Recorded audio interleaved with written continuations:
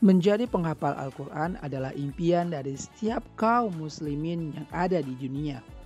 Selain itu, Al-Quran merupakan sumber petunjuk dan sumber keberkahan bagi setiap penganut agama Islam. Itulah yang menjadi motivasi dari seorang Rizky Rahmadani Nasution untuk terus mengabdikan diri dan terus menghafal Al-Quran dalam kegiatan sehari-harinya.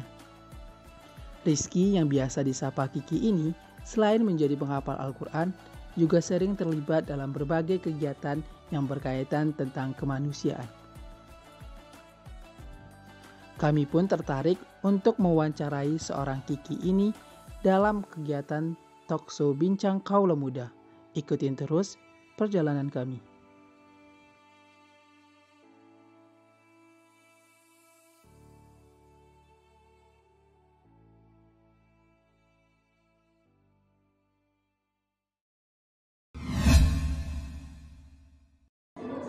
Assalamualaikum warahmatullahi wabarakatuh. Halo teman-teman Kaula Muda, perkenalkan saya Najib Agustian, senang sekali ke hari ini kembali menyapa teman-teman dalam program kesayangan kita Bincang Kaula Muda. Nah, seperti biasa teman-teman, hari ini kita bakalan mengangkat tema seputar bagaimana cara menjadi hafizah Al-Quran. Hari ini Najmi tidak sendirian, hari ini Najmi sudah ditemani sama Kak Rizky. Halo Kak, bagaimana kabarnya nih Kak? Senang bertemu dengan Nazmi di acara Kaula Muda ya. Iya benar, terima kasih. Senang sekali bertemu kakak juga. Nah, kita langsung mulai aja nih ya kak. Nah, kakak kalau boleh tahu, kakak sekarang lagi sibuk kegiatan apa ya? Perkenalkan sebelumnya nama saya Rizky Rahmadani Nasution.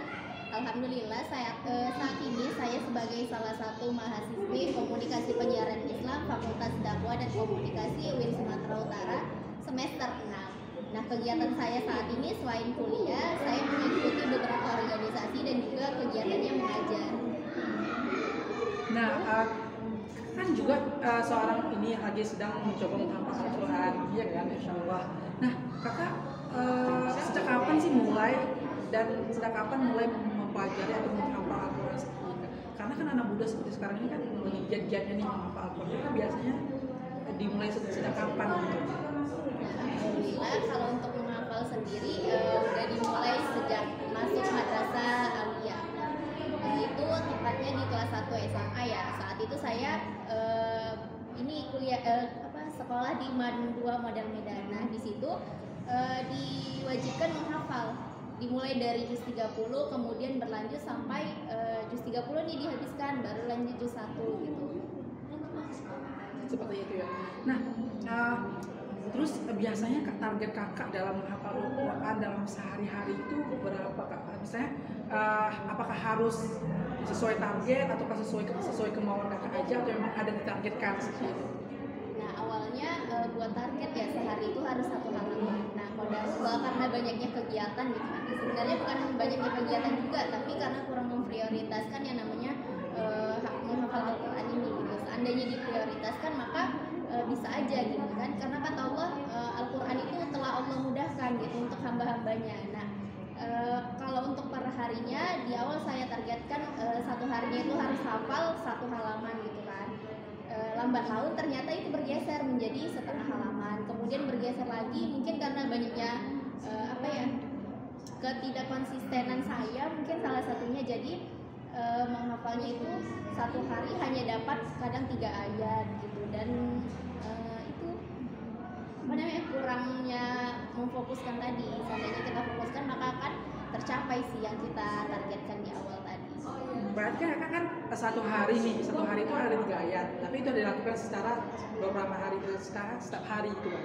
Nah, itu juga bisa kita hitung dalam konsisten juga kan, 1 hari itu cuma 3 atau 1 ayat gitu. Nah, bagaimana sih kak caranya supaya kita tuh konsisten walaupun nggak banyak nih ya, ada 1 halaman gitu, bagaimana caranya kakak konsisten nih 1 hari itu 3 ayat, 1 ayat, 2 ayat seperti itu, gimana sih kak? Agar teman-teman yang lain tahu gitu. Insya Allah doain ya teman-teman agar istiqomah. Nah, biasanya saya menghafalnya itu ba'da subuh gitu. Ba'da subuh saya hafal, kemudian nanti ketika sholat duha saya lanjut menghafal lagi. Baru ketika di jam zuhur saya ulangin hafalan yang telah saya hafal tadi, terus saya ulangin atau saya murojaah kembali apa ayat-ayat sebelumnya yang telah saya hafal. Kayak hafalan yang semalam nih ada misalnya surah Al-Ma'arij ayat 1 sampai 5 kemarin saya udah hafal, terus di pagi hari ini saya tambah 3 ayat tuh. Kemudian di zuhurnya tadi saya gabungkan dari ayat kemarin yang saya hafal, kemudian ayat yang saya hafal pagi ini di zuhur tadi, kemudian di murojaah lagi ketika asar, maghrib, begitu juga isya gitu. Nah, berhubung kakak nih kan, pasti setiap hari itu ada pengulangan gitu kan. Banyak nih teman-teman yang di luar sana, teman-teman khusus, teman-teman yang warganet nih bertanya gitu. Sebenarnya dalam menghafal Al-Quran tuh, menghafal Al-Quran tersebut lebih mudah menghafalnya atau dalam lebih mudah mengulangnya seperti itu juga. Yang mana sih kak yang sebenarnya yang paling mudah menurut kakak seperti itu? Kalau ditanya yang paling mudah, kalau bagi saya adalah menambah hafalan baru gitu, karena memurajaah itu sama dengan kita mengulang hafalan yang lama dan membangkitkan ingatan kita kembali gitu. Makanya orang-orang bilang lebih susah mempertahankan daripada meraihnya kembali gitu. Benar sekali ya. Nah mungkin ini tadi apa yang dikatakan Kak Rizky tadi, semoga teman-teman bisa gunain nih. Sebenarnya dalam menghafal itu sebenarnya kita harus konsisten dan bagaimana kita harus mampu memperkuat daya ingat lagi seperti itu ya Kak. Nah selanjutnya nih Kak, dalam kakak sendiri nih apa sih kiat-kiat atau tips kakak sendiri yang biasa kakak lakukan agar mudah dalam menghafal Al-Quran sendiri? Fokus, yang pertama adalah fokus. Kita harus jauhin yang namanya gadget nih. Karena kan kalau kita udah megang gadget gak kerasa gitu kan, 2 jam itu kerasa sebentar banget sama kita karena kita udah mainin gadget. Sementara menghafal kita itu tadi terasa bosan gitu. Maka di awal ketika udah kita tentukan nih waktunya teman-teman, kita mau menghafal pukul sekian. Nah 15 menit atau 10 menit sebelum kita menghafal itu kita udah jauhin gadget gitu. Dan itu harus dilakukan setiap hari karena Allah suka amalan yang biarpun sedikit tapi continue dilakukan secara terus menerus gitu. Iya. Nah tadi kan Bu kakak membahas nih sebenarnya kita harus menghafal Al-Quran harus menjauhi gadget gitu. Nah sebenarnya apa sih yang sebenarnya kita sebagai penghafal Al-Quran nih misalnya apa sih yang nggak selain gadget apa aja gitu hal yang nggak bisa kita lakukan sebagai seorang penghafal Al-Quran gitu? Banyak banget ya teman-teman cobaan untuk menghafal Al-Quran itu. Salah satunya adalah jauhi maksiat. Nah maksiat di sini dalam tanda kutip kita sebut pacaran gitu kan. Jangan terlalu banyak chattingan dengan yang bukan mahram karena Allah itu cemburu dengan hambanya yang belum mahram tapi udah kita dekatin terus-terusan gitu. Sekiranya kita ingin dekat dengan hambanya Allah maka dekati dulu penciptanya gitu teman-teman. Mungkin itu sih. Kemudian kita jangan berkata ataupun jangan ngomel ketika disuruh oleh orang tua. Maka misalnya kita nih lagi sibuk gitu kan, terus orang tua nyuruh kita, ya udah iya mak sebentar mak, atau iya bentar ya mak 5 menit lagi, pokoknya jangan berkata gitu karena Allah kan tidak suka ya. Udah Allah katakan di dalam Al-Quran bahwasanya jangan membantah perkataan orang tua. Seperti itu ya. Ya benar sekali. Nah sebagai penghafal Al-Quran nih kak, kakak sendiri biasanya menurut kakak sendiri nih hal-hal apa aja sih yang nggak bisa, yang harus kita hindari sebagai penghafal Al-Quran gitu? Yang harus kita hindari itu yang pertama yang harus kita hindari yang pertama itu adalah hindari musik gitu. Tinggalkan yang namanya musik karena kata Allah tidak akan bersatu antara karena kata para ustadz yang saya dengar tidak akan bersatu antara Al-Quran dan juga musik. Terus yang kedua, tinggalkan bercandaan yang berlebihan karena bercanda yang berlebihan itu akan menguatkan hati seseorang gitu. Kemudian kita itu harus fokus pada tujuan kita karena ada target di sana yang akan kita tuju yaitu hafal 30 juz gitu kan. Makanya di awal kita harus fokus sama target kita tersebut. Kemudian kita harus rajin memperbanyak amalan-amalan yaumiyah seperti puasa sunnah ataupun sholat sunnah lainnya gitu. Mungkin itu teman-teman sedikit tips yang bisa saya bagikan ke teman-teman. Wah itu mungkin teman-teman bisa mengamalkan nih tips-tips dari Kak Rizky supaya lebih mudah gitu menghafal Al-Quran. Sama satu lagi teman-teman harus rajin yang namanya murajaah. Nah, bagaimana teman-teman, semoga teman-teman di rumah nih bisa mengamalkan ya.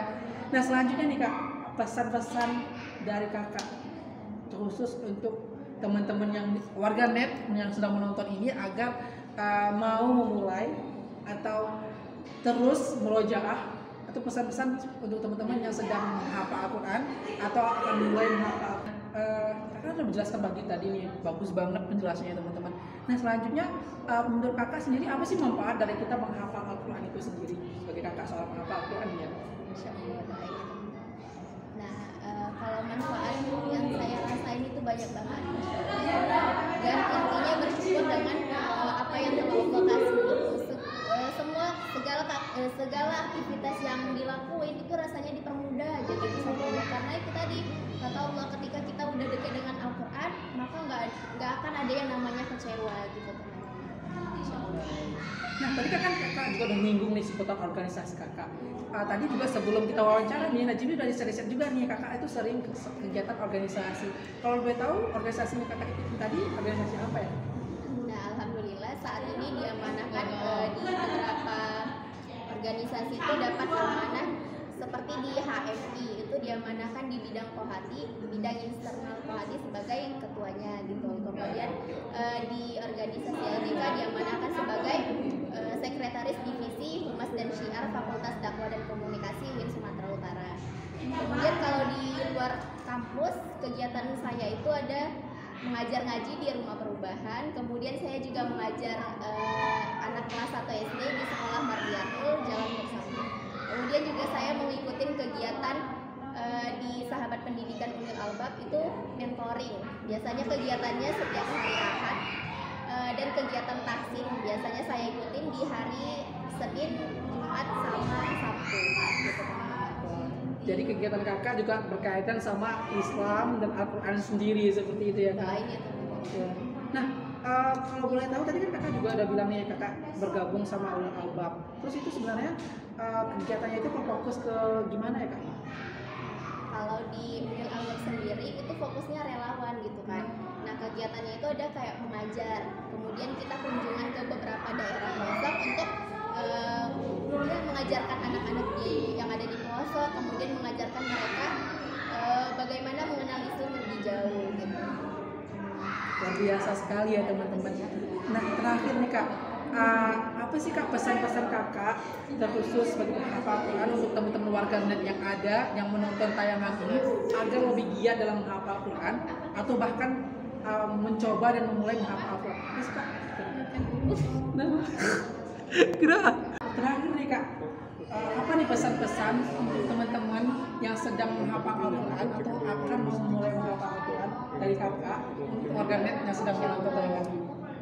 Untuk teman-teman semua, mari sama-sama kita mulai untuk menghafal Al-Quran, karena kata Allah dalam Quran surah Al-Qamar ayat 17 bahwasanya Al-Quran telah aku mudahkan Al-Quran untukmu, maka adalah orang yang akan mengambil pelajaran di sana, kata Allah seperti itu. Dan Allah juga bilang di dalam Al-Quran bahwasanya orang yang membersamai Al-Quran akan ditinggikan derajatnya di sisi Allah, seperti sama halnya dengan orang-orang yang menuntut ilmu. Allah akan tinggikan derajatnya di surga nanti. Yuk sama-sama kita menghafal Al-Quran mulai dari sekarang, karena kalau bukan kita siapa lagi gitu. Dan nanti yang akan menolong orang tua kita di akhirat kelak kan anak-anaknya gitu. Yuk mari sama-sama kita menghafal Al-Quran. Wah, luar biasa sekali ya teman-teman. Nah, terima kasih banyak kak sudah mau datang di bincang anak Allah muda pada kesempatan kali ini. Nah, teman-teman yang sedang di rumah, terima kasih kami ucapkan. Jangan lupa terus saksikan bincang Kaula Muda setiap hari Senin sampai dengan hari Kamis pukul 13.00 waktu Indonesia bagian Barat. Saya Najmi Agustian beserta kru yang sedang bekerja mengucapkan sampai jumpa dan terima kasih. Wassalamualaikum warahmatullahi wabarakatuh.